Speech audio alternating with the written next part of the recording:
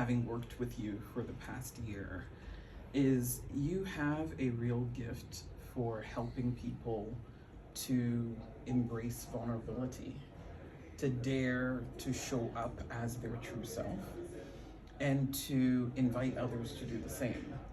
Can you talk about the importance of vulnerability and this idea of radical self-acceptance, which your story so powerfully demonstrates? If we think about the times and the seasons that we're living in and that we're leading in, I like to say that you have to be at the bottom of the ocean somewhere in a cave to not realize that something's up on planet Earth. There's tension everywhere. Like right now in our world, there are 22 countries that are experiencing some kind of war. There is tension, racial tension, every kind of tension. All the isms are raging. And this is a leadership issue. This is a leadership issue. But what we have in leadership is like me back then when I was showing up, seated at the table, but really uncomfortable in my real skin, unable to bring my true ideas, feeling the pressure to fall in line and to maintain the status quo and to be acceptable and to be accepted.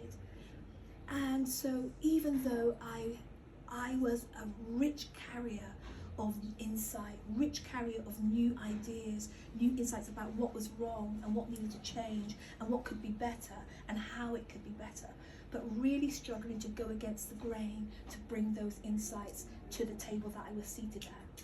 And so what happened was the system just carried on staying the same. The system just carried on perpetuating the results, and transformed outcomes seemed so elusive. Well, now that was a different day. Like today, transformed outcomes can no longer stay elusive. Like there is big tension in the world. There is big demand for new ways of business to impacting people's lives, new ways of this happening. And so we need a new kind of leader. We need a new kind of powerful expression. This is why it's critical.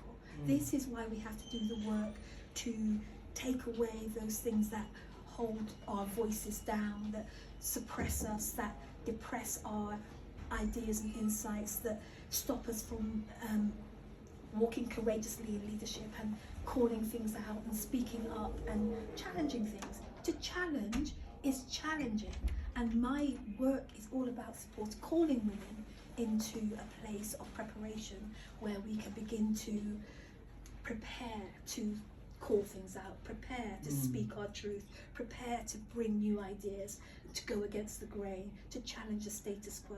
This takes something.